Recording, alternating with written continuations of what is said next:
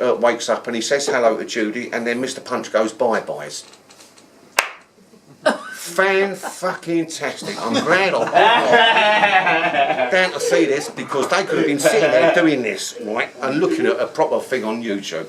No, the proper show is all kick-ins, hangings, farts, everything that's irreverent. That's the whole thing about Punch. He's irreverent. He don't give a... So I said I couldn't be PC. I'm going to swear. Do forgive me, right? But he don't give a fuck about nothing. Anyone in authority who's going to give it to him, he'll give it back twice. And he certainly will with vengeance. He's a little character. We don't know whether he's married or not. We don't know where the kid is. We don't know whether he's got a mistress. Where's he come from? What's his second name? We don't even know that. So, and there you go. And that's basically the history of it. But, you know, the amazing thing is, I got into it because originally I was going to do a Crass had finished, this band I was in called Crass. I was going to do a record about Jack the Ripper, and then I saw a film called Spinal Tap. So I was like, oh shit, I can't do that then. So then I looked at an old script of Punch and Judy in a book I've got from the Victorian age, and I remember when I was a kid, I used to be shit scared of Punch and Judy, because all it was to me was this thing that appeared and hit things. And I was like, no, I'll write about that then. So I started reviewing it and researching, and suddenly I realised it was a thing worth doing. Now, excuse me, this thing is what makes Punch's voice. It's called a swazzle. It's basically, you know when you get a bit of grass and you put it between your, and you go, this is the same thing, but I've got to do it. Give me a minute, hang on. And this is where it comes alive.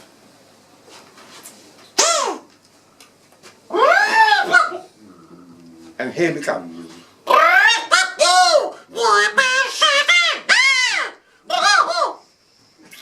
Now you can make all these noises, and now this little sod, right? You've got to put it right in the back of your throat. Wow. And try not to swallow it. Now. I won't. Anybody want to try it?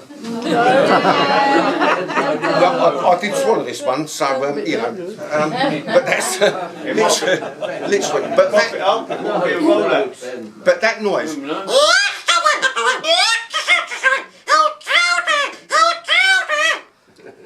And let's say Joni. Was that Joni or Judy? Yeah, it does sound like Judy. Let's do Rooty Tooty to it.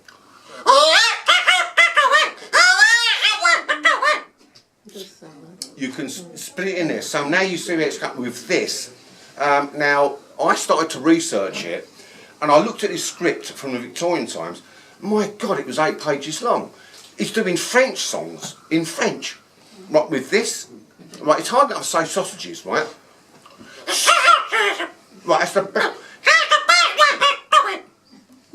that's the best way you can do it. Right, so it's very difficult to talk through this thing while you're doing all this action. So where the hell they got this thing of like, oh, he sings French songs and stuff like this? No, mate, you'd be there for 2 hours doing this thing with wooden puppets, holding your arms up like this. You've got to be a fucking Arnold Schwarzenegger to do it, because it's faster. No, so a lot of it is a load of old crap. But the thing I would say is, do go and see Punch shows, because it's worth watching. But the shame, if you can find a proper old-fashioned one, worth doing. If you see a modern one, with your PC, ain't worth 2 bob, mate. It's 2 bob bits, shit. So it ain't worth doing.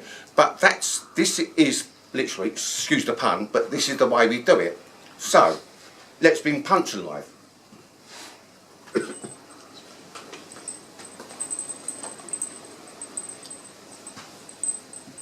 It's been a long time, mate.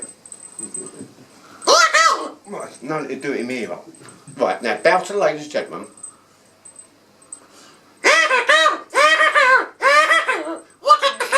Yeah, I know you're a clever boy. No, put your... No, they don't want to see your arse, no. No, they don't want to see your... No.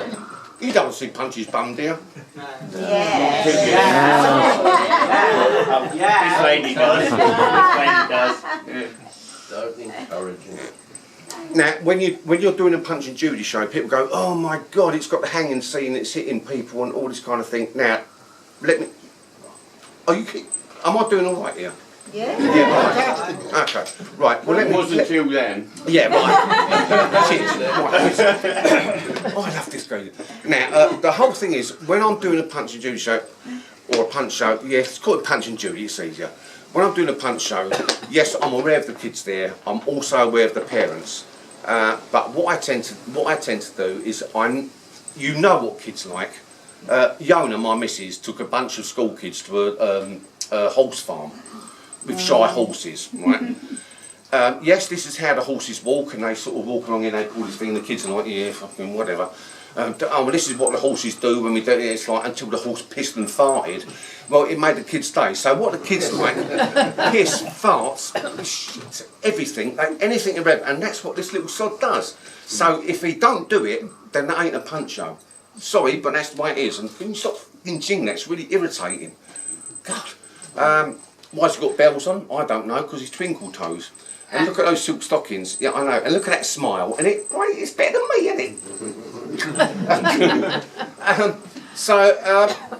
Yeah, all the time, it really is so sad that the politically correct have got hold of this thing and said, no, Punch and Judy is banned from certain towns. Devon and Cornwall, all the beach places have got a great tradition of Punch and Judy, and there are families that did it for generations. And the way it used to work, if you wanted to go on a beach, if you wanted a picture on the beach, you had to talk to family, and also you didn't tread on their toes. I'll set up it. No, you can't do that. Oh, okay, then I'll fuck off somewhere else.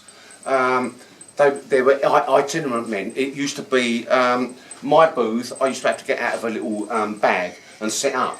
The old Punch and Judy people used to do it. It was already set up, so literally I'd just do that. Boom, a bloke would blow a trumpet, and Punch would start, and people would flock to it. When the trains arrived, of course, all the crowds went to Brighton, or the coasts and stuff, and of course the Punch people followed them. That's where the tradition of Punch comes from. Now we're getting into the 1900s or something. Now it starts getting softening down, and then of course people said, "Oh, actually, my little Tarquin has a birthday party next week. He's 5 years old. Would you come round and do a Punch and Judy show in my lounge, please, in Regent Square?" And of course they'd go there because they get money. So of course it got softened down. It got softened down. It got softened down. The real thing about this little character is that he will never ever stop. He will certainly never stop smiling. But you can take him into any. I did a show. I was going through an entertainment agency. I had to do it in Maida Vale in London. Very posh, don't you know? The minute I turned up the door, he went, "Oh, you're the Punch and Judy man, aren't you?" I went, "Yes, I am." And he went, "I met Tommy Cooper last week." I went, "Oh, good for you." That's what you're up against all the time. No, you won't.